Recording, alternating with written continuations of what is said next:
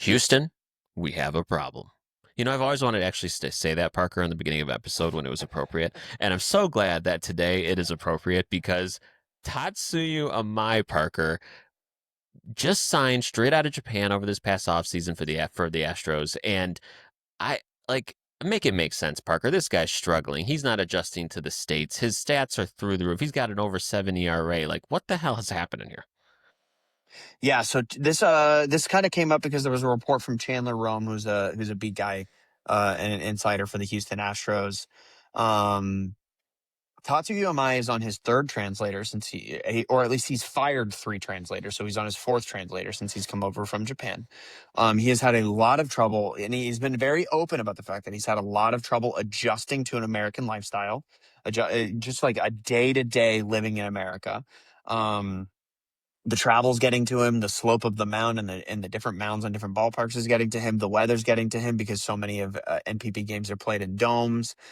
A lot is going wrong for Tatsuya Imai, and on the field you can definitely see that he's made three starts and none of them have been very good. And the Astros are already really not looking that great in terms of Hunter Brown went down. Christian Javier is dealing with injuries. The bullpen is a big question mark. The offense is not doing well. They lost 8 straight games at one point. The Astros look not very good. And if Tatsuya Imai is going to go out there and pitch in his first start, it was 2 2/3 innings. Second start was 5 2/3 innings. The last start, he recorded 1 out and gave up 3 earned runs with 4 walks in that time. If Tatsuya Imai cannot step up and fill the shoes of Hunter Brown, which doesn't look like he really can. This might actually be the death toll for the Houston Astros that we predicted was coming before the season started.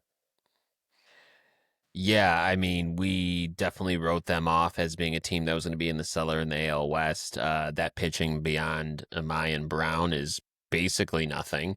I mean, McCullers had a good starts in the beginning of April, but he since has fallen off a cliff after what we thought maybe he had a bounce back. No, not really. Um, I guess Parker, there's a couple things that come to mind with this. Number one is obviously when you're talking about these players coming over from Japan, particularly pitchers, there's a lot of comparables. Obviously, guys like Uh-huh. Sasaki, Kikuchi, Yamamoto, and you alluded to it. I think every Japanese pitcher comes over, and of course there's an adjustment period. That's the case for all Japanese players. However, none really compare to this. I mean, I feel like you look at the stats for Yamamoto, particularly Sasaki. Yes, they're elevated ERAs. It takes about a year for the league to adjust to them. But I don't ever remember seeing so much talk about the actual just adjustment of lifestyle. And hear me out on this. Hear me out on this. I may be saying something controversial here, but when you um when you're a Major League Baseball team, right? A lot of these teams have very large scouting and deep presence now and historically in Japan. There are franchises who know how to operate with Japanese players. The Yankees, the Dodgers, certainly, the Cubs, they build teams out for this and they're really good at helping players adjust. I start to wonder if the Astros just aren't equipped for that. And I really think that's an issue here. I don't know that they're a team that know how to operate recruiting from Japan or developing Japanese players and helping integrate them into their organization. I'm willing to bet that's part of the problem.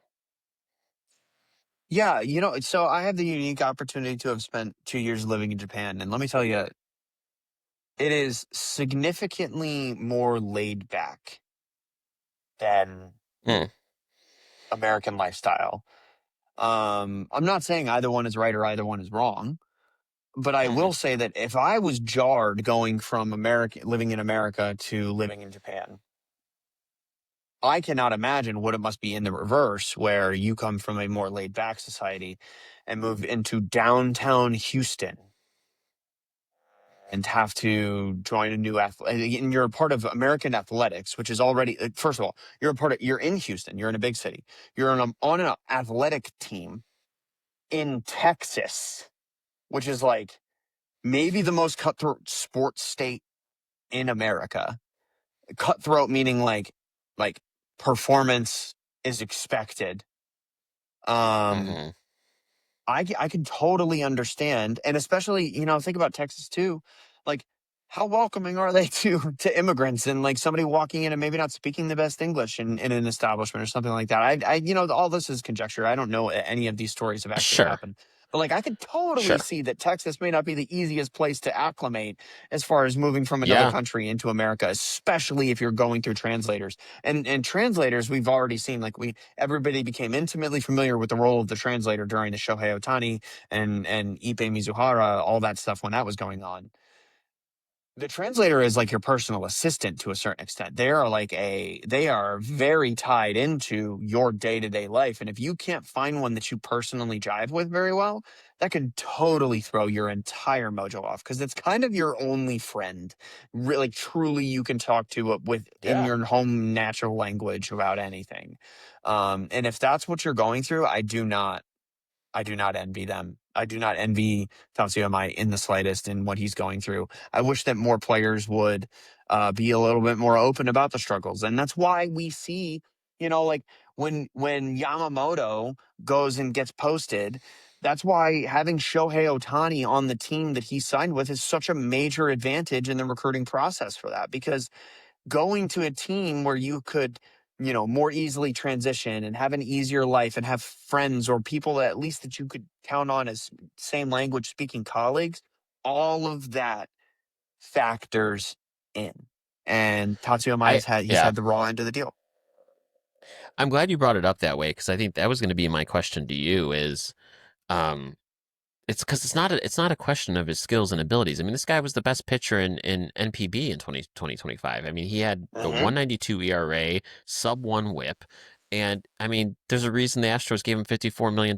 So I think my question to you, and you were kind of getting to this, was if he goes to a team like the Dodgers, does he even have this issue? And I would think we can't guarantee he wouldn't, but I think the likelihood that he does is just inherently less. Yeah. I don't. He he's too good to not eventually figure it out. I think. Like you pointed out. I mean, last year he had a 1.92 ERA in 24 starts and 162 3 2/3 innings pitched in the MPB. And especially Mm, in the like 160-ish, 170-ish innings in the MPB is like the 200 inning mark in MLB because yeah. they only pitch once a week. Like they only play 6 games a week at 6 man rotations. Um, so to me, I think that he's just got to kind of figure himself out. And I think that it's going to hopefully work itself out. I think he's too good to not. I don't know.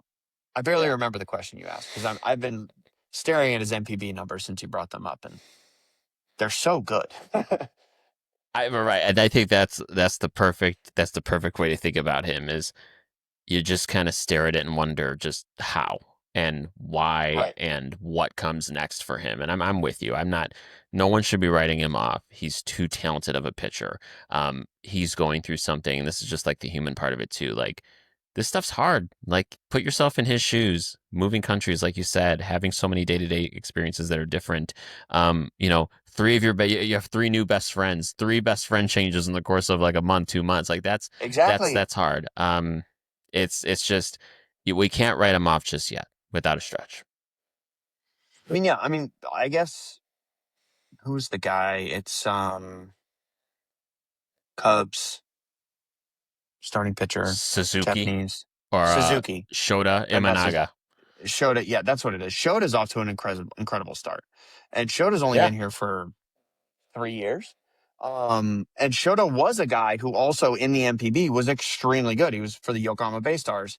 Um, and he had, like hovering around one or less than one whip in the last 3 seasons that he spent in the MPB.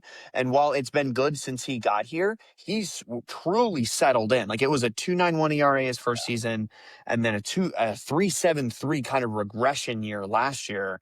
And then in 2026, we're seeing a 2.45 ERA, and he's been very good out of the gate.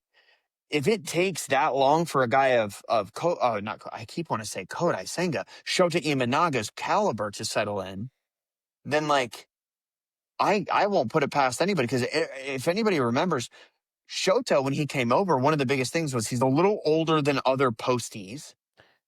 He's Yes. a guy who's proven, but he's not going to blow your doors off. This isn't Daisuke Matsuzaka we're talking about.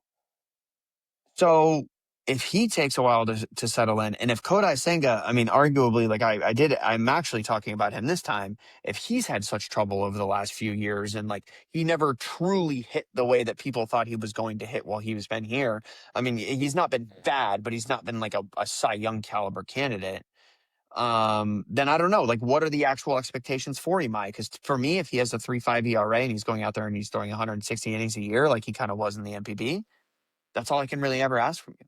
And if he's not, if he has any more expectation for himself other than that, I would. He's not listening to this, but I would challenge him to just take a load off, man. You don't need to win a Cy Young. You just need to post for your guys. And I really hope he figures everything. I hope so. One last thing on this. I'm gonna get your opinion on it because I do think it matters when you think about just culturally Japanese players coming over. Um, you look at guys like you mentioned, Kodai Senga, Shoto Imanaga. These guys, when they came over, they were not like the guy in the rotation. And when you look at Japanese ball players and how they play their sport, it is no one is the guy. That is just not a culturally relevant thing for them. So I wonder how much that plays a part. Like when Imai came over, he came over as their ace, right? He had to be the guy. There's no one else in there. Like Hunter Brown, like sure, but he's really Hunter Brown, arguably not an established ace yet. So like I wonder how much pressure he also carries with him coming over to this franchise at this particular moment. I don't think it's the same that Imaga and Kodai had. I Yeah, no, I think that there's a lot, especially in a franchise like the Kodai signing is like, ooh, the Mets are on the up and up, and the Shota signing is like, oh, yeah. the Cubs are on the up and up. The Tatsuya Imai signing was the Astros are trying not to die, and the Astros are trying to tread water, Yeah.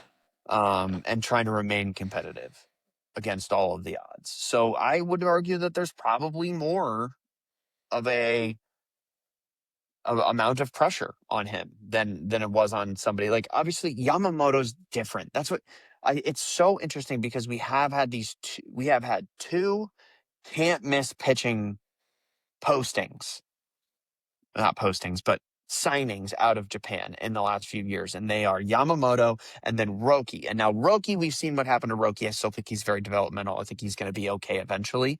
But I Yeah. see him as more like a 3-4 starter than everybody who thought he was going to be winning Cy Young awards. But Yamamoto, it just sheds so much light on how good he was in Japan. Because, like Yeah. you said, you're absolutely right when you say nobody's the guy. These are very team oriented, live in dorms cultures where they're all just a part of a team. And so for Yamamoto to be as dominant as he was, as much of a big game pitcher as he was, to get as much money as he did, that's not the norm. And we've kind of been spoiled with Shohei, with Yamamoto, with Roki, of these massive, massive signings out of Japan, when a lot of these guys coming over are very, very solid all star caliber ball players, not so much MVP candidates that we've become so used to seeing coming out of there so regular. Well, do us a favor, folks. Go ahead and if you're not an Astros fan, send this video right to an Astros fan so that they can join the conversation and let us know in the comments. Are you writing off Am or is he going to be good come June? Let us know, like, subscribe, and thanks for hanging out with us here at Rally Cap.